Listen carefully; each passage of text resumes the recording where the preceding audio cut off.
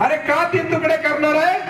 तर एकदम दिलं तर शेतकरी खर्चून टाकेल, त्याला खरंच नाही येणार नाही. म्हणून आपली काळजी करणारे हे सगळे प्रस्थापित आहेत.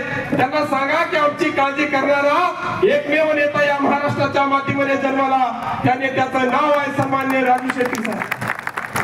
आणि मग या महाराष्ट्रामध्ये उभा राहून महाराष्ट्र पिंजून काढत असताना, सर्वसामान्य शेतकऱ्यांना एकत्र करत असताना राजू शेट्टी साहेबांची भूमिका काय आहे? अरे शेतकऱ्यांनो, तुमच्यासाठी, तुम्ही लढण्यासाठी पुढे या. ही स्वाभिमानी शेतकरी संघटना गेली 25 वर्ष या महाराष्ट्रामध्ये प्रामाणिकपणे ऊस उत्पादक शेतकऱ्यांसाठी, सोयाबीन उत्पादक शेतकऱ्यांसाठी नव्हे तर शेतकऱ्याच्या घरामध्ये जो काही शेतमाल उत्पादन केला जातोय त्या प्रत्येक मालासाठी लढणारी संघटना आहे. परंतु या संघटनेला लढण्यासाठी मर्यादा आहे. जोपर्यंत हा शेतकरी एकवटत नाही, जोपर्यंत या शेतकऱ्याला आपल्यावर होणाऱ्या अन्यायाची जाणीव होत नाही, तोपर्यंत हा लढा यशस्वी होणार नाही. बाबांनो, डॉक्टर बाबासाहेब आंबेडकरांनी संविधान सभेमध्ये शेवटचं भाषण करत असताना सांगितलं होतं, या महाराष्ट्रामधील, या देशामधील सगळे राजकीय नेते विकले जातील. कदाचित या राजकीय नेत्यांवर माझा विश्वास राहणार नाही, परंतु माझा विश्वास या देशातील सर्वसामान्य जनतेवरती आहे. जेव्हा जेव्हा या देशातील सर्वसामान्य लोकांवरती अन्याय होईल तेव्हा मात्र ही जनता पेटून उठल्याशिवाय राहणार नाही. तो विश्वास सार्थक करण्यासाठी खऱ्या अर्थाने राजू शेट्टी साहेब या महाराष्ट्रामध्ये लढतात. अरे सर्वसामान्य शेतकऱ्यांची कळवळा घेऊन लढणारा नेता आहे. त्या नेत्याला आता एकटं पाडून चालणार नाही. ज्या ज्या भागामध्ये शेट्टी साहेब जातात त्या त्या भागामध्ये शेतकरी त्यांच्या पुढे समस्या मांडतायत.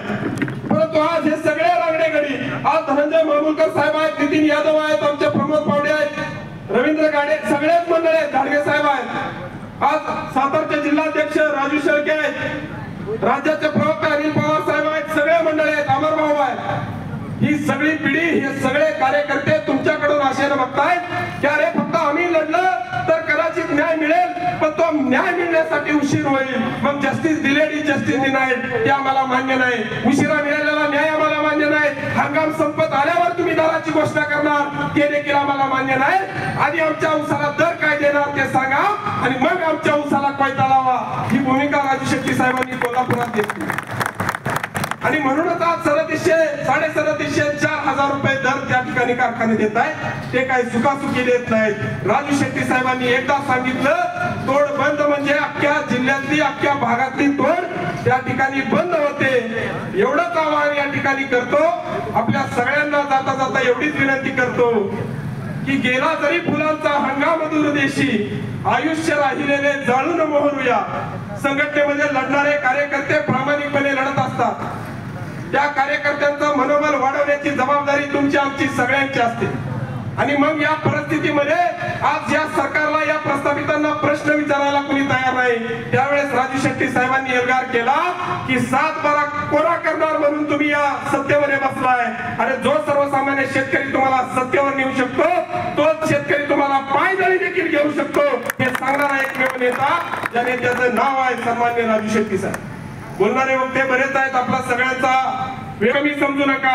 ज्यावेळेस India is Indira, Indira is India म्हणणाऱ्या अहंकारानं ग्रस्त झालेल्या 17 वर्ष या देशाचं पंतप्रधान पद भोगलेल्या इंदिरा गांधींना देखील तुमच्यातल्या एका सर्वसामान्य कार्यकर्त्याने खुर्चीवरून खाली घेतलं होतं. त्या कार्यकर्त्याचं नाव होतं जयप्रकाश नारायण. 2 जोडीची कविता लिहिली, तो राह समय के रंग का घरघर नाद सुनो, सिंहासन खाली करो की जनता आती है.